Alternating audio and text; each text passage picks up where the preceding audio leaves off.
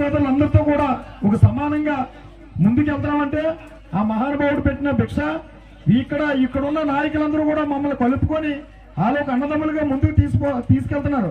కానీ ఇప్పుడు ఏదో అన్నారు, ఇప్పుడు కోటనందూరు అవని, లేకపోతే భీమవరకోట అవని, అగ్రహారం అవని, రాజకీయంగా అవని, ఎడ్యుకేషన్ పరంగాని కొంచెం ఉన్నత శిఖరాల్లో స్థానాల్లో ఉన్నారు. కానీ ఇక్కడే ఇలాంటి చిన్న చిన్న సమస్యలు వచ్చినప్పుడు అంటే ఈ యొక్క అంబేద్కర్ విషయం కోసం ఈ విగ్రహం పెట్టడం కోసం ఎన్ని ఇబ్బందులు పడ్డారో, ఎన్ని బాధలు పడ్డారో, ఎన్ని గొడవలు జరిగాయో మీ అందరికీ తెలుసు. కానీ ఇక్కడి నుండైనా ఆ మహానుభావుడిని మనం నిలబెట్టుకున్నాం కాబట్టి ఈ విధంగా ఈ రోజు ఏ విధంగా అయితే మీరు యూనిటీగా కలిసికట్టుగా చేసి ఆ విగ్రహ ప్రతిష్టని ఎంత గొప్పగా మీరైతే ఎంత కోలాహలంగా చేశారో మీలో ఉన్న భావాలను కూడా మార్చుకొని మనం అందరం ఒకటి చిన్న ఎగ్జాంపుల్ చెప్తాను. భీమవరకోట ఎందుకంత ఏదో చెప్పుకుంటారు అంటే 2 పార్టీలు ఉండొచ్చు. గొప్పతనం అంటే అక్కడ కూడా రాజకీయాలు ఉంటాయి, అక్కడ కూడా ఎవరి పార్టీ కాలు పనిచేస్తారో ఎవరి పార్టీ కాలు ఉంటారు. కానీ ఈ రోజు ఎవరో ఒక అతను మాల లంచి కొడుకుని నన్ను తిట్టాడు అనుకో, నేను పటాన్ దారుణంగా కొట్టాను అనుకో, మళ్ళీ ఆడు ఎవడో నాకు వ్యతిరేకంగా ఎవరుంటాడు, వేరే పార్టీ కూడా ఉంటాడు. ఆడి దగ్గరికి వెళ్ళి ఏమలేదు ఎటకారంగా మాల లంచి కొడుకు అన్నాను అంటే కొడేశాడు అంటాడు. కొడేశాడు అంటాడు, అలా చేశాడా అంటావు, ఆడు పటాన్ని కూడా వస్తాడు. అది మా బేవర్ కొట్టుకున్నా గొప్పతాను. అక్కడ ఆ పార్టీ వాడి దగ్గరికి వెళ్ళిపోయినా ఈ పార్టీ వాడి దగ్గరికి వెళ్ళినా విషయం వచ్చేటప్పటికి మాత్రం ఇద్దరు అయిపోయి అవతోడు మాట్లాడతాడు. అది ఇక్కడ మనకు కావాల్సింది అది కావాలా. ఆ యూనిటీ ఉన్నప్పుడే మనం ముందుకెళ్ళగలం తప్ప అగ్రహారం మంచి అవేర్నెస్ ఉన్న ఊరే. కానీ ఇలాంటి గొడవలకి గత 2 ఏళ్ల నుంచి కూడా ఎన్నో రకాల గొడవలు, ఇబ్బందులు అన్ని ఫేస్ చేస్తూ మొత్తానికి అంబేద్కర్ గారి మహానుభావుడు విగ్రహాన్ని ఆవిష్కరించుకున్నాం.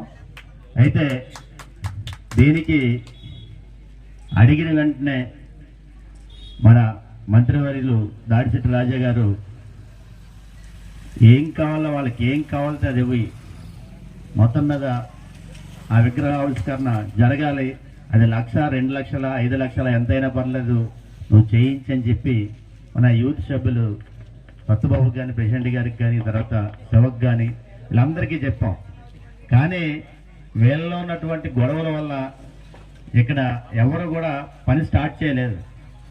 పని స్టార్ట్ చేయకపోతే నేను ప్రత్యేకంగా మండి గారికి, ఫిలిప్ అప్పారావు అని పిలిచి ఇద్దరిని పిలిచి మీరు దగ్గరుండి చేయించండి, మీకు ఏం కావాలన్నా షాప్ అప్ చెప్పి షాప్ దగ్గర మీరు తెచ్చుకోండి అని చెప్పిన తర్వాత ఇప్పుడున్న యూత్ సభ్యులందరూ కూడా దగ్గరుండి ఇంత ఘనంగా ఈ టైల్స్ వర్క్ కానీ ఇతర వర్క్ కానీ అంతా చేయించి ఈరోజు గ్రామానికి పేరు తెచ్చే విధంగా ఇంత ఘనంగా ఈ విగ్రహాన్ని ఆవిష్కరించడం జరిగింది.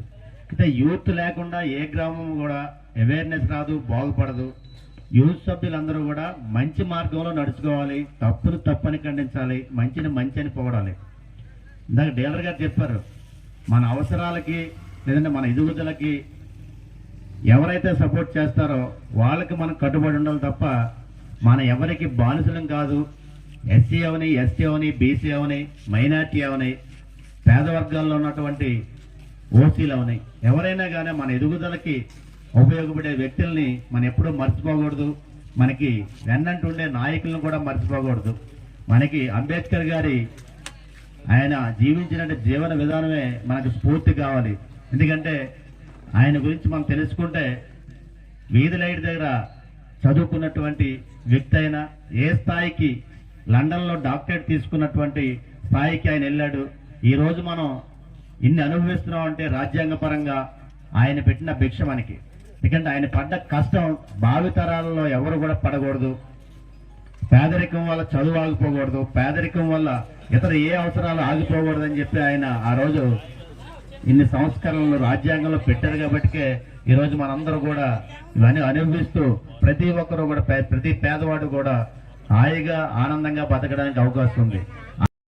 133వ జయంతికి ఈ అగ్రహారం గ్రామంలో ఎంత కన్నుల పండుగ ఈ కార్యక్రమాన్ని ఇక్కడ గ్రామస్తులు, యూత్ నాయకులు అందరూ కూడా చాలా చక్కగా ఈ కార్యక్రమాన్ని నిర్వహించారు. ఈ కార్యక్రమంలో నేను కూడా పాల్గొనడం చాలా ఆనందంగా ఉంది. అలాగే మీరందరూ కూడా యూనిటీగా ఇలా గ్రామానికి సంబంధించిన ప్రతి కార్యక్రమాన్ని నిర్వహించుకోవాలని చెప్పేసి మనస్ఫూర్తిగా కోరుకుంటున్నాను.